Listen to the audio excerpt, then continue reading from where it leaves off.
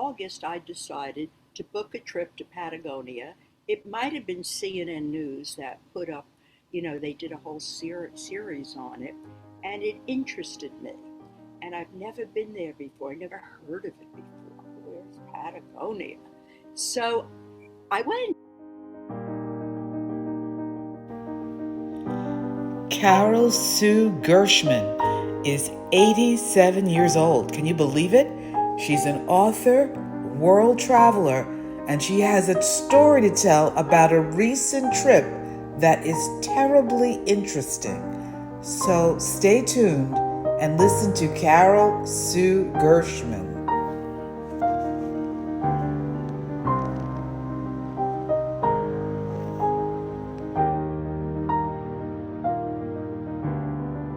You are watching CNJN with host Phyllis Haynes. I am so delighted to have a chance to talk with you, Carol Sue Gershman. You are amazing. I read about you in the publication called Three Tomatoes. I love that publication. Uh, it's really a place for women to express themselves and tell stories. And I read your article. Um, Which let's one? Which well, I one? read your article about your trip to Patagonia and Chile. That was most recent, yes. And it was so exciting to me. But before we get to that piece, I want to know about you because I'm known for interviewing extraordinary people, but I have never met anyone, and I don't like to talk about age, but I've never met anyone your age so vibrant and so willing to talk to me and be on in an interview situation live on camera using Zoom. Tell me about what makes you so vibrant. Well, it's hard to really tell you that, except so far in life, I suppose I've been lucky. Or I have always thought of myself as young. I don't, I think I'm young right now. I don't know, I don't care what age I ever reach, whatever plateau. I never thought of myself as an older person. But I'm telling you what keeps me going, and it isn't really anything planned or anything that I have made up that I want to do. It's come very naturally. I don't care if I was 40, 50, 60, 70, 80. I never felt old. Never. And I would never let myself look very old. I didn't, it was you must understand this. It was not anything I did on purpose. It was just me naturally, just like what you do naturally. I my love was to dress dress the way that I want to dress. I didn't care if it was in style, not in style, how expensive, how cheap, as long as I got had a kind of a flashiest kind of look. I like that a lot. I have toned down, I must admit. Um, Looking at myself twice now to make sure that the clothes I have are right for me, but they are so far. So, what's kept me vibrant is always keeping myself going. I'm always thinking about something to do, and there's always a plan. It just is the way I am. I like to accomplish things. Well, you are 87 years old. Is that accurate? That's phenomenal. Now, you took a trip to Chile. I did. Um, what was your original purpose in going to Chile? Why did you choose that place? Okay, I've been a very, well, would you call me a world traveler? I've gone to many, many places in the world. And at this point in my life and at my age, I want to always go somewhere that I haven't been before. So I was going to be in Miami, and my family is there, actually, Boca. And I knew I didn't want to stay 3 or 4 months as they did. So I went for a month, and in August, I decided to book a trip to Patagonia. It might have been CNN News that put up, they did a whole series on it, and it interested me. And I've never been there before. I never heard of it before. Where's Patagonia? So I went. That's it. I booked the trip in August, and that was my destination. Fly into Santiago, Chile, and then from there, I had no idea how I was even going to get to Patagonia. And I did research, and I tried this, and I tried that.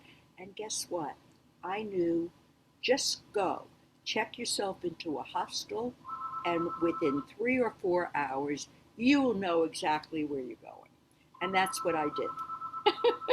So you stayed in a hostel. I mean, I'm sure people listening to this would think, okay, she must have been traveling high style, No, doorman and all of that, but you stayed in a no. hostel.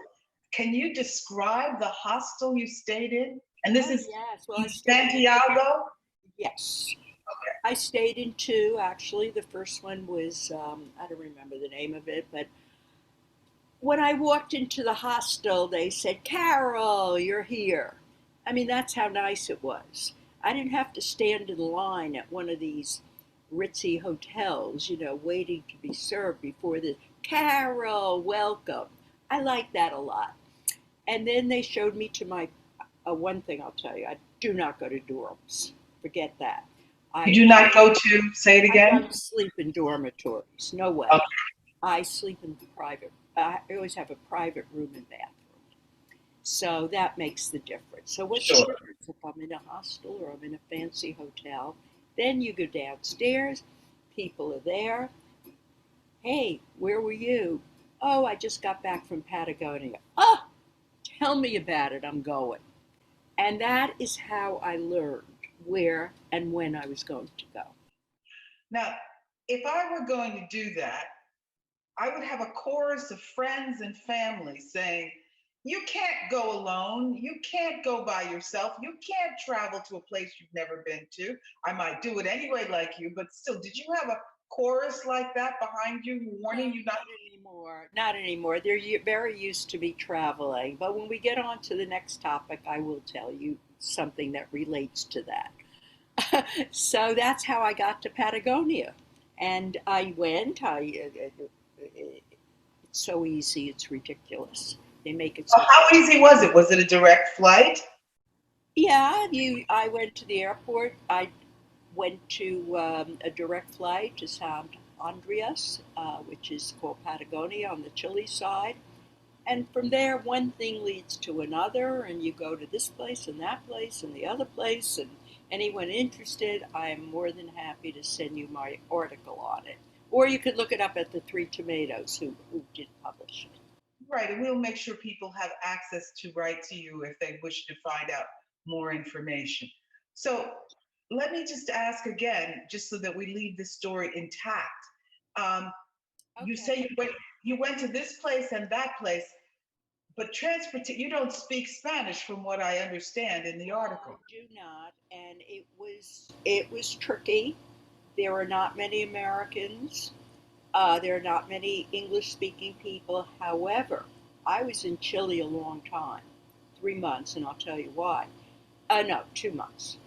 And I will tell you why. But as the time went, I did notice more and more Americans coming. I was very happy about that because Chile is not, it's not Rio, it's not Buenos Aires, so people truly don't go that much to Chile. But it's catching on, and you will be going to Chile. Okay, well, we'll get to the reason you went to Chile, but let's take it where you want to go. I mean, so Well, what happened? I assume you were you. The reason why we are meeting today is because of my articles on Three Tomatoes. So I had two articles. One was to Patagonia, and rather than me tell you this place or that place, I'll sum it up by saying when you go on tours, when you get to Patagonia, and you take a day tour, which I do into the mountains of Patagonia. You will never see scenery like that in your life. The only way to describe it is a picture postcard. that you took a picture of. And that's what it looks like. Nothing moves. It's like a picture postcard. It's beautiful. Very, very, very beautiful. So you could read my article on it.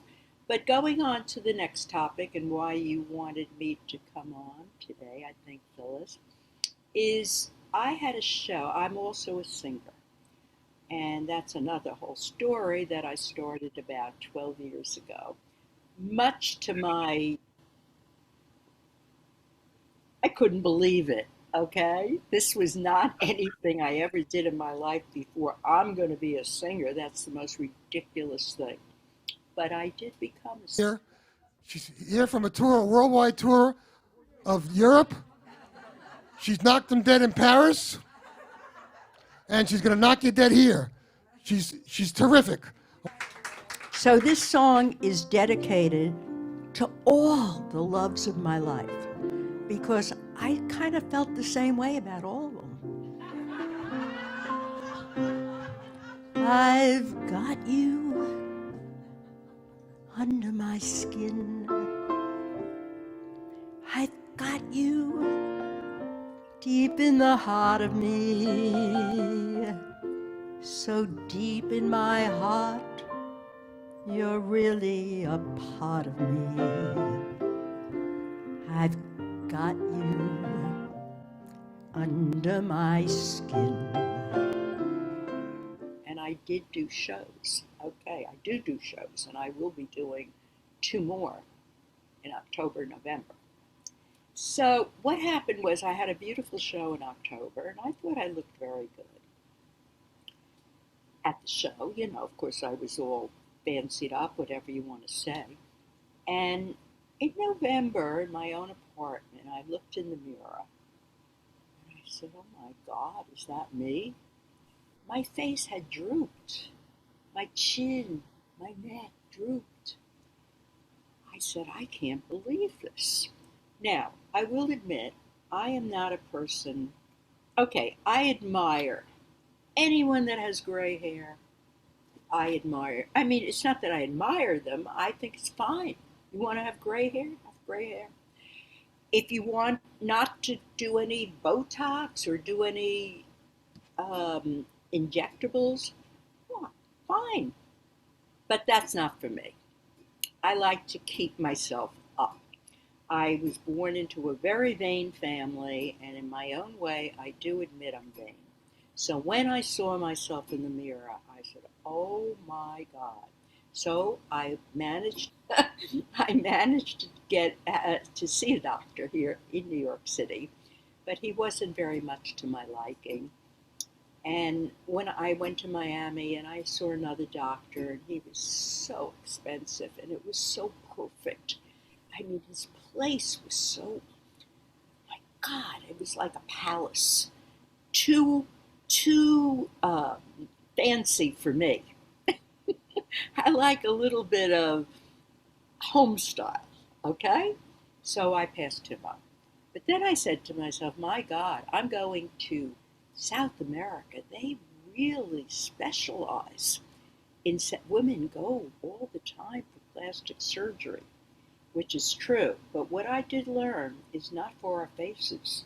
They do their bodies. They like to do their breasts and their waists and their hips and their thighs. So as soon as I got into that first hostel, I went to, they spoke English at the desk, and I said, I picked out 4 doctors on the internet. Never heard of them in my life before. And I said, make me an appointment. And I made an appointment Monday, Tuesday, Wednesday, Thursday, and got into an Uber each day. And I made a commitment to myself. I didn't like a doctor. I was not going to do it. But I found You didn't like the doctor. You were not going to do it. no. And I kind of know what I look for. My daughter says I'm very good at picking doctors. I don't go to them, but I think she means going for anything to do in the face. I'm very careful about that. So anyway, fortunately, I found this wonderful Dr. Gomez, um, and I said, am I really going to do this? Now, you ask the question, what does my family say? Then they became in an uproar. Mom, my sister, my friends, you can't do this. This is a foreign country. How do you know what the hospitals are going to be like? How do you know about the care? This is very foolish of you. I don't want you to do this. Come back to the United States and do it there if you want to. I knew what I was doing, 100%. I knew what this doctor would be. He was a handsome man. He was perfectly groomed in his own way. His office was in a home. It was, as soon as I walked in once again, Carol, nice to meet you, that kind of a thing. And I questioned myself and questioned myself. I did not pay a cent until I got all my answers. But it was probably the smartest thing I could ever do in my whole life, because the care, forget about what I look like, don't look like, the care is nothing, unfortunately, like we have in the United States. I'll tell you that. It's intensely fabulous. And So that's you're saying it was better than you have experienced here from your. 100%, 1000%. I had it done in a private hospital.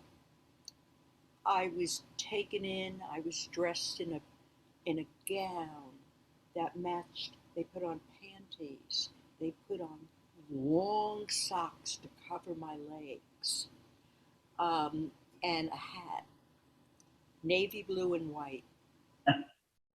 Yeah, it was a beautiful outfit. But now, come on, Carol, let's get real because, I haven't been someone who's gone to the hospital very often in my life. I'm just fortunate. I knock on wood, I'm fortunate that way. I had a baby late in life, but I remember that when I did that, and I have a lovely daughter, but when I did that, I remember I was a little bit frightened. I kept saying, writing notes. What if something went wrong? This is what you do. That kind of thing. Now it all turned out very well, but I was much younger than what you are now. Were you not frightened at the point of when the surgery was actually going to begin? Oh, that was my best day. I made Really? it. I got there early, earlier than they wanted me. I sat out on the grass looking at the Andes Mountains until it was time to go in. When I went in, hello, took me to this beautiful, like, I compare it to our emergency rooms, waiting rooms. Beautiful white couch, not couch, bed. Um, Nurses, clean, spotless. It was wonderful. Then finally, I said, "When are we going to do this?" And I go for the operation. They said soon, soon, and then I was wheeled up to the doctor, and there he was waiting for me. And I met the anesthesiologist. We decided, no, I was not going to have general. I just took what they call twilight, and if you have a what do you call it, colonoscopy, that's what they give you, that kind of thing, where you're asleep, but you wake right up. And then I was wheeled into this beautiful, I thought I was in Hollywood. That's how large the operation room was. And the doctors and the nurses, they were just running all around and preparing, jazz music playing. And I climbed up on the table and I went out for a little while. And then I woke up during it, but felt nothing. I was blindfolded. I mean, they had put things on your eyes. And I was talking to the doctor. Hey, doc, how are we doing? I didn't feel a thing, not a thing, but I was able to speak. And it was a delightful experience. They took me into recovery. I didn't need recovery. I said, why do I have to be here? Can't I go to my room and eat? And I was hungry. And I had to go through protocol, which was 1 hour. And then they took me to my lovely private room. If I so much as touched a buzzer, a nurse would appear spotlessly clean, beautiful, overlooking the Andes. So let me get into the cost. Are you interested in the cost? Yeah, I'm interested in the cost, and we'll get to that. Oh, What I'm interested in is uh, how long it took you to recover. How many you didn't need the formal recovery, as you said. You were quickly out of recovery. yeah. Um, but how many weeks did you have to stay there to take stitches out and things like that? Okay, I stayed one night in the hospital. Then I was taken home the next day in a taxi with someone that spoke English. She took me. Oh, I had decided not to take an apartment. I would stay in the hostel. I changed hostels, but I decided that's a better bet for me than being secluded in an apartment. I would have people to talk to. So I stayed there for $40 a night. Beautiful room, fresh open window. And I stayed for 2 weeks and 6 days. But the 6 days are not necessary. You can really leave in 2 weeks. When I booked the flight, I thought, well, in case. But there was no in case. And yes, stitches out and facials and lights on my face. And I just healed day by day. I looked different and it healed quickly. And And you look amazing. So happy. I have been I for just some. I'm bowled over. I have to just tell you, I don't Really? usually get I'm completely bowled over by your courage. Oh, I am bowled over by your willingness to take a stand for yourself, despite what I would call the societal chorus that that suggests you should live your age. I like that you haven't cut your hair. I like, there's yeah. an article I read yesterday. My hair's Mhm. a mess today. I apologize to you, but I could not get to the beauty parlor yesterday. I'm going later, so I will Okay. fix my hair. But you read an article, you started to say. Long hair is in for ladies over 60. Okay. Well, then that's good. I'm in style then. That's So, what you are. Don't cut your hair. okay. So the cost. I mean, recently there was a discussion about all these people who were in trouble because they went to Mexico for Oh, medical procedures. But you're saying your experience in Chile was very different. So oh, what was the cost for you? okay, let me tell you the course in the United States for what I did. I did the lower face only. I did the chin and the neck area. Those were the places I did not like anymore. In New York, Miami, and California, to go to a top doctor is around $50,000 just for the doctor. I paid $6,000 for Hmm. everything, including the hospital, and $40 a night for the hostel to stay in the hostel. And I didn't mean to say including the hostel, including the hospital was 6,000. Then $40 a night times how many nights? And of course, I didn't count my plane fare because I was going anyway. Right, right. No, I understand that. So that's I'm just impressed by your courage. So let me ask you a last question. You have a new book coming out. I do. Uh, Tell me the title of your new book because I want people to follow you, read you. Thank Um, you. I think you will lift a lot of boats. So what is the title of your new book? Well, it's been changed several times, but it has now been finalized. The name of my title is You Are Only number sign ? Question mark years young. Let the fun begin. So, That's amazing. We will make sure that's on the screen so people can see it. And I will come back to you when your book comes out. I will insist on another book, another interview. But this just in closing, tell me, have you been married? You obviously had children. I've had Um, two lifestyles. I was married at 19 to the love of my life. Um, We divorced many years later, 21 years later. I have 3 children. I have 5 grandchildren. And I baked cookies in the kitchen every single day of my life for 21 years. And then I became single.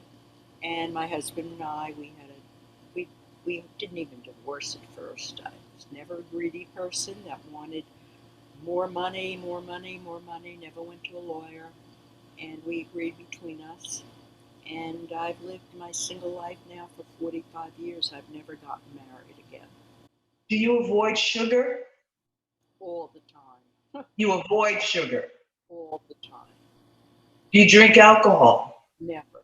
Oh, I gave it up. I gave it up in 1999. That's 24 years ago.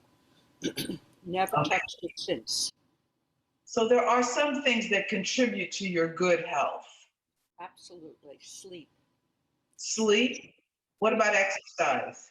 Oh, yeah. I exercise all the time. I go into the pool. I'm fortunate to have a pool in my building. So I swim and I walk. I used to do yoga. I don't do it anymore. I'm a little lazy. But yes, exercise is a big part of my life. But I can't impress upon you how much sleep, how sleep is that should be top priority. I leave events to go to sleep. On that note, I am sure we're going to do more conversations. You are just so special. I don't even have words to describe you. Thank you so much for your time and Thank this you lovely. very much for inviting me on your lovely show and for reading the articles. And here's to the Three Tomatoes. It's a great group.